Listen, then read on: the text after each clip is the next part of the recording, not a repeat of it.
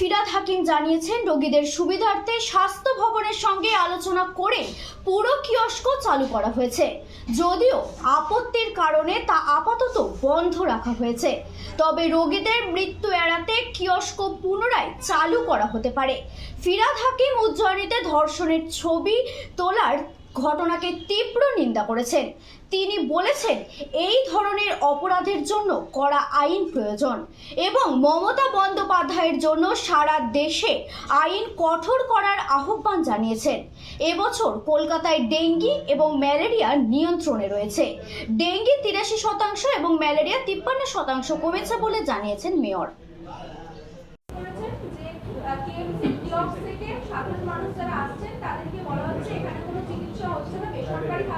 এরকম এগুলোর কোনো মানে হয় না। কে কি বলেছে, কাকে কান নিয়ে গেছে, এটার কোনো অর্থ নেই। আমরা ওখানে মানুষের হেল্প করার জন্য বসেছি। ওনারা যদি এগিয়ে এসে মানুষের হেল্প করেন, আমরা স্বাগত জানাচ্ছি। ওনারা যদি চিকিৎসা করেন, আমরা স্বাগত জানাচ্ছি। না, কোনো কালিমা লিপ্ত করার জন্য কিছু করা হয় কেন? কালিমা লিপ্ত হবে? আন্দোলন করলে কি কালিমা লিপ্ত হয়? আন্দোলনের সাথে কালিমা লিপ্তর কোনো সম্পর্ক নেই। মানুষ যদি অসুবিধা হয়, যেমন কর্মবিরতি করেছে, অ্যাডমিশন পায়, কালকে যেরকম একজন আরজিকারে মারা গেল, বেড পায়নি, কালকে মারা গেছে। যদি কেওসটা থাকতো তাহলে তাকে তুলে নিয়ে আমরা কোনো একটা প্রাইভেট নার্সিংহোমে, মানে প্রাইভেট হাসপাতালে আমরা প্রাণটা বাঁচানোর একটা চেষ্টা করতে পারতাম। বাস্তব কি না বাস্তব ভগবানের হাতে, কিন্তু চেষ্টা করতে পারতাম। কালকে বেড না পেয়ে মারা গেল, 4 ঘন্টা ধরে ওখানে দৌড়োদৌড়ি করে বেড পেল না, মারা গেল। কেওসটা থাকলে এইটা হয়তো হতো না। ওনার কোনো কাউকে কালিমালিপ্ত করার জন্য, কারো আন্দোলন থামানোর জন্য আমাদের কোনো পরিকল্পনা নেই। মানুষ যারা আসছেন তাদের যাতে একটু সাহায্য করা যায়, সেই জন্য একটা উদ্যোগ নিয়েছিলাম। যখন ওনারা বলেছেন না আমরাই করুক, আমাদের কোনো আপত্তি নেই, কিন্তু কালকের মারা যাওয়াটা ঠিক হয়নি। কেওসও রাখতে দেবো না, আর আমি চিকিৎসা না করে বেডও দেবো না, মারা যাবে, এটা ঠিক হচ্ছে না।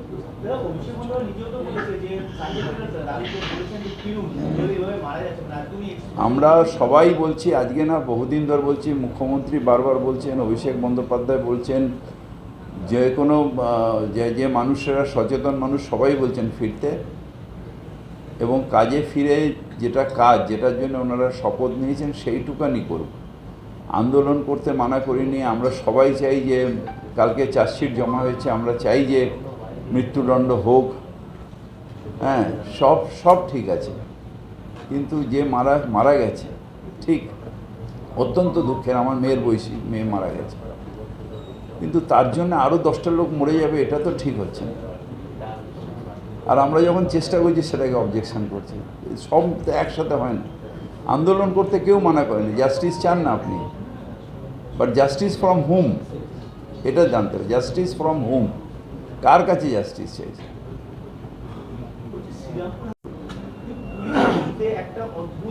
সেটা হচ্ছে যে প্রেস ক্রিয়েটেড হেট্রেড তৈরি হচ্ছে, প্রেস ক্রিয়েটেড হেট্রেড। এটা কেন বাঁচাতে কে যাবে? অ্যারেস্ট তো পুলিশই করেছে, আর আজকে সিবিআই চার্জশিটে রয়েছে ওই ছেলেটাই শুধু একমাত্র করেছে। তাহলে আর বাঁচাতে যাবে কেন পুলিশ? কাকে বাঁচাতে যাবে? ওই ছেলেটাকে তো পুলিশ ধরে এখন সিবিআইকে দিয়েছে, সিবিআই চার্জশিট দিয়েছে। তাহলে বাঁচানোর আর না বাঁচানোর কারণটা কী আছে? এগুলো হচ্ছে স্টোরি তৈরি করে কিছুদিন এই গরম রাখার জন্য। যেরকম এর স্টোরিটা শেষ হয়ে গেছে, সন্দেশখালি শেষ হয়ে গেছে স্টোরি, হ্যাঁ, চ্যান সিং শেষ হয়ে গেছে, একটা করে স্টোরি আছে। এটা এখন স্টোরিটাকে বাঁচিয়ে রাখতে হবে, নতুন আবার আসলে তখন এটা আবার এই স্টোরিটাকে ফেলে দেবে। এখন এই স্টোরি তৈরি হচ্ছে।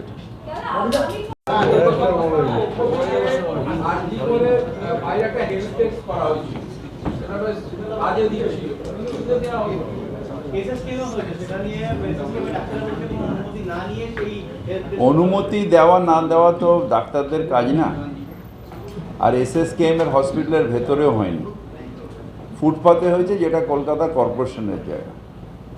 তবুও আমরা যখন ওনারা বলেছেন যে আমাদের চিকিৎসা আমরা করবো, আমরা ওখানে করেছিলাম যে যদি কোনো মানুষ অ্যাডমিশন না পায়, অসুবিধা হচ্ছে, তাহলে আমরা নিগম সাহেবের সাথে কথা বলেছিলাম যে আমরা তুলে নিয়ে তাদের ইয়েতে নিয়ে যাব, স্বাস্থ্যসাথী কার্ড দিয়ে কোনো হসপিটালের ব্যবস্থা করে দেবো যদি সেরকম অবস্থা। তবুও সেদিন যখন ওনারাও এসে বললেন যে না আমরাই চিকিৎসা করবো, আমাদেরই কোনো অসুবিধা নেই, এটা আন্দোলনের সাথে সাথে এটা আমাদের কাজে, আমরা তো করিনি, তা আমরা বলি ঠিক আছে করুন, আপনাদের কাজ যদি আপনারা করুন, আমাদের যদি কাজ না করতে তাহলে আরও ভালো। এইটার ব্যাপারে নিগম সাহেবও প্রেস করেছে।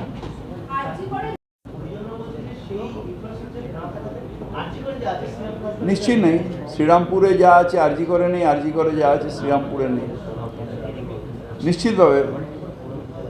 তো এখন ব্যাপারটা সেটা তো এখন পরিকাঠামো তো একদিনে তৈরি হবে না, সেই জন্য সে আরজি করে এসেছিল।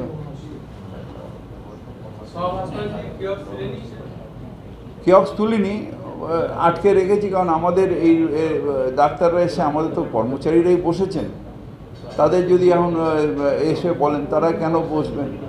আমাদের যে এগুলো আছে কর্পোরেশনে, যে আমার প্রাইমারি হেলথ সার্ভিস দেওয়ার কথা সেটা আমরা দিচ্ছি। এখন ওনারা যদি নিজেরা দায়িত্ব নিচ্ছেন, নিক না, আমাদের কোনো আপত্তি নেই, কিন্তু মারা না যায়, মানে বেড না পেয়ে যেন মারা না যায় এইটুখানি দেখতে বলছি। কেয়াক্স এখনো তুলিনি, যদি ওনারা ঠিক মতন দেন, এরকম যদি মারার কেস রোজ মারা যায় তাহলে আমাকে তো নিশ্চয়ই ওখানে বসতে হবে। কেয়াক্স চলছে না, কোথাও বন্ধ করে রেখেছি, কোথাও চলছে না। ডক্টর মেয়রে বলেছিলেন যে যত দিন যাচ্ছে সমাজে মূল ধর্ষণের বিষয়টা অনেকটা ওই সামাজিক ব্যাধির মতো ছড়িয়ে যাচ্ছে। গতকালকেও একটা এরকম ঘটনা ঘটেছে। দাদা আমি বলছি, আমরা যখন সবাই একটা ডিপ্রেশনের মধ্যে আছি, আমরা সবাই ব্যথিত, এরকম একটা ঘটনা আমাদের শহরে হয়েছে। সেখানে চিন্তা করুন, একটা মেয়ের ধর্ষণ হচ্ছে ফুটপাতে, সেই মানুষরা তার ভিডিও তুলছে, স্কুটার বাইক দাঁড় করে ভিডিও তুলছে, কেউ করছে না। যেখানে আমাদের শহরে সবাই দাঁড়িয়ে বেশে প্রতিবাদ করেছে, রাস্তায় নেমেছে, মহিলারা রাত্রিবেলা মোমবাতি জ্বালিয়ে নামছে, সেখানে সেই শহরে ধর্ষণ হচ্ছে, তার মজা নিচ্ছে তার পরিবার। এটা সামাজিক ব্যাধি নয়, এটা অন্যায় নয়, এটা পাপ নয়। সেই মেয়েটার মা বাবার কি অবস্থা? এর মধ্যে একটা মেয়েকে ধর্ষণ করে খুন করে দিল। কেন মমতা ব্যানার্জি বলছেন যে অল ইন্ডিয়া লটা আনুন? তার কারণ হচ্ছে এই কারণে, ধর্ষণের সাজা, মৃত্যু, এই লটা আনুন অল ইন্ডিয়ায়। কারণ বলা হচ্ছে যে আমাদের তাও এখানে একটা ঘটনা ঘটেছে, আমরা সবাই লজ্জিত, কিন্তু সারা ভারতবর্ষে যা ঘটছে এটার প্রতিকার হওয়া দরকার। আমার মেয়েটা আমার মেয়ে, যে মেয়েটা উত্তরপ্রদেশে আছে বা এমপিতে আছে, সেটাও আমার মেয়ে। আমরা আমাদের মেয়ের জন্য একটা বিল এনেছি আমাদের সাধ্য মতন। সেই মেয়েগুলোকে কে বাঁচাবে? সেই মেয়েগুলোর জন্য রাস্তায় কে নামবে? সেই মেয়েগুলোর জন্য প্রতিবাদ কে করবে? নাকি ভিডিও তুলবে? কারোর ক্ষমতা দাঁড়িয়ে ওকে এক লাথি মেরে ওই ছেলেটাকে মুখ ফাটিয়ে দেওয়ার ক্ষমতা কারোর হলো না? ভিডিও তুলে মজা নিচ্ছে। মানব জাতি কোথায় গিয়ে পড়েছে? শুধু মোমবাতি জ্বালিয়ে ঘুরলে হবে না, এই প্রত্যয়নটার প্রতিবাদ করতে হবে। ভিডিও তুলছে, প্রতিবাদ হচ্ছে না, এর থেকে লজ্জা আর কিছু আছে? ওটা একটা ক্রিমিনাল করেছে, তার ফাঁসি হবে, কিন্তু যে ধর্ষণ করছে তার থেকে অন্যায় যে ভিডিও তুলছে, তারা মজা নিচ্ছে। তার বাড়ির মেয়ের যদি ধর্ষণ হতো তো ভিডিও তুলতো? সারা ভারতবর্ষ জুড়ে যা হচ্ছে, মানে হঠাৎ করে কেন এত ঘৃণা, কেন এরকম হচ্ছে? ওই একটা মালা পরানোর থেকে এটা হয়েছে। মালা পরিয়ে সম্বর্ধনা দিচ্ছে যারা কীট, যারা বীজ, যাদের এই সমাজে মেরে ফেলে দেওয়া উচিত, বাঁচতে দেওয়া উচিত না, তাদের মালা পরানো হয়েছে। দিস ব্লাডি ক্রিমিনালস, তারা ওখান থেকে উৎসাহ পাচ্ছে।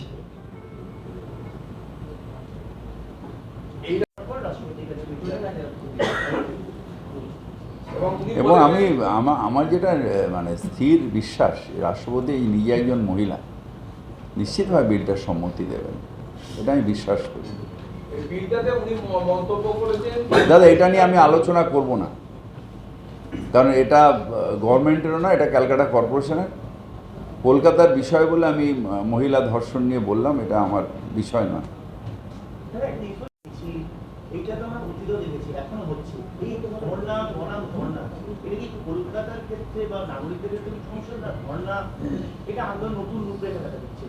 আগম মুখার্জিকে ধর্ণা দিয়ে দেখা হয়েছে এই আন্দোলনে, মানে এই ধরনের ক্ষেত্রে এখন নাগরিক সমাজ দিচ্ছে। মমতা ব্যানার্জি এটা করেছেন, সেটা কেউ করতে পারবে না। অত দিনের অনশন, অর্থাৎ না খেয়ে না জল পেয়ে অনশন, আমি হলে মরেই যেতাম। সেটার সাথে সব ধর্নাকে সমান করা যায় না। কিন্তু আমার ওইটাই একটা লাগে যে আমরা এখানে প্রতিবাদ করছি, এবং কালকে যেটা চার্জশিট দেখলাম, পুলিশও যেটা বলেছে সেই চার্জশিটটাই কালকে গেছে, এবং এটা আমরা কনফার্ম যে হায়েস্ট সাজা হবে, এটা আমি বিশ্বাস করি। জানি না আদালত কী করবে, কিন্তু আমি বিশ্বাস করি আদালতের ওপর। কিন্তু সেখানে আমার খুব খারাপ লেগেছে ওই যেটা বারবার করে বললাম যে ভিডিও তুলছে, যেখানে মানুষগুলো সবাই নেবে, যদি লোকটাকে মারতো তাহলে ভালো হতো। সবকিছু এর মধ্যে একটা বলছে এই যে নতুন যে ভিডিওটা ভাইরাল হয়েছে, সেই ভিডিওটা ভাইরালে বলছে বিজেপি বিধান নির্মল ঘোষের হাত। এই যে কিসের? এই যে নতুন যে ভিডিওটা ভাইরাল হয়েছে, মানে মা বাবার বক্তব্য, টাকা দিতে এটা এটা এইগুলো হচ্ছে নাটক, এগুলো হচ্ছে কাহিনী। ইনভেস্টিগেশন সঠিকভাবে হোক, এবং ইনভেস্টিগেশন হয়ে ক্যাপিটাল পানিশমেন্ট হোক, এটা আমরা চাই। এগুলো হলো কাহিনী। কে মা বাবার সাথে দেখা করেছে, কে ভিডিও দিয়েছে, কে টাকা দিয়েছে, এগুলো কাহিনী। কাহিনী শুনতে ভাল লাগে, সেটা নিয়ে ডিবেট ভালো লাগে, কিন্তু আইন যখন হবে, কোর্ট যখন বসবে, তখন এটার কোনো ভ্যালু নেই। তার কারণ হচ্ছে যে তখন এই তার ইলেকট্রনিক এভিডেন্স, তার ওই ফরেন্সিক এভিডেন্স, তার ডিএনএ এভিডেন্স, এটার উপরে পুরো বিচারটা হবে। এবং যা আছে, আমি যা শুনেছি, আমি জানি না, ভেতরে তো আমি চার্জশিট পড়িনি, কিন্তু যা শুনেছি এটা হবেই ক্যাপিটাল পানিশমেন্ট। যে ডেঙ্গু ম্যালেরিয়া একটা বছর হাইপ হয়, একটা বছর কম। আমি এখনও যেটা সিএমএইচও সাহেবকে বলবো যে খুব সতর্কভাবে যেগুলো তৈরি করা, কারণ লেট বর্ষা এসছে। বর্ষা বন্ধ হওয়ার পরে যখন জলটা স্ট্যাগড হয়ে যায়, মানে নতুন জল পড়লে ভেসে চলে যায়। এখন বর্ষা এই আবার একটা সাথে সোম-মঙ্গলবার হবে, তারপরে যে বন্ধ হবে বর্ষা, তারপরের ওই একটা মাস হচ্ছে খুব ডেঞ্জারাস। সেই সময়টা ডেঙ্গির হাইপ হয়। আমাদের সেই সময়টা উঠে উঠে দেখা এবং মানুষকে সচেতন করা, যাতে জল জমা যেখানে সেখানে ফেলে দাও। খুব ডেঞ্জারাস, ওটা ডেঙ্গির মাস। যেই বর্ষা বন্ধ হবে তারপরে এক মাস, ওইটা খুব ডেঞ্জারাস মাস, ওইটাতে আমাদের খুব লক্ষ্য রাখতে হবে। মুখ্যমন্ত্রী 12ই মার্চ ঘাটালে একটি ডায়ালিসিস ইউনিটের উদ্বোধন করেছেন। আজকে তিনি পোস্ট করে বলছেন যে দেব আবার সেটি গতকাল উদ্বোধন করেছে। প্রত্যুত্তরে দেব জানাচ্ছে যে কুণাল ঘোষ, আপনার জানা উচিত যে এইটা মুখ্যমন্ত্রী উদ্বোধন করেছেন ঠিক কথা, কিন্তু হাসপাতালের অনুরোধে আমি ফের যাই। তথ্য না যাচাই করে বর্তমান যে পরিস্থিতি সমাজে চলছে, এই ধরনের মন্তব্য করা উচিত না। একদিকে দলের মুখপাত্র, একদিকে দলের সাংসদ, সম্মুখ এটা দল থেকে বলবে, দল থেকে বলবে। আমার মৌকে থেকে কারোরই কথা বলা উচিত না।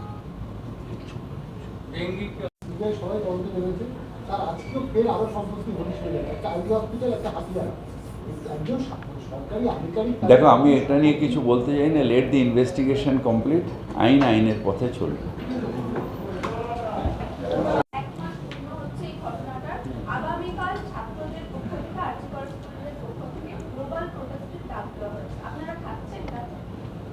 দেখেন, একটা জিনিস হচ্ছে যে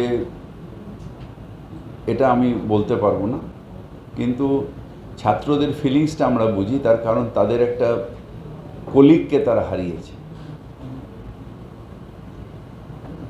কিন্তু আমরা যারা নাগরিক তাদের পক্ষে সব জায়গায় যা হচ্ছে সেটার বিরুদ্ধে প্রোটেস্ট হওয়া উচিত। বলুন না, সেটা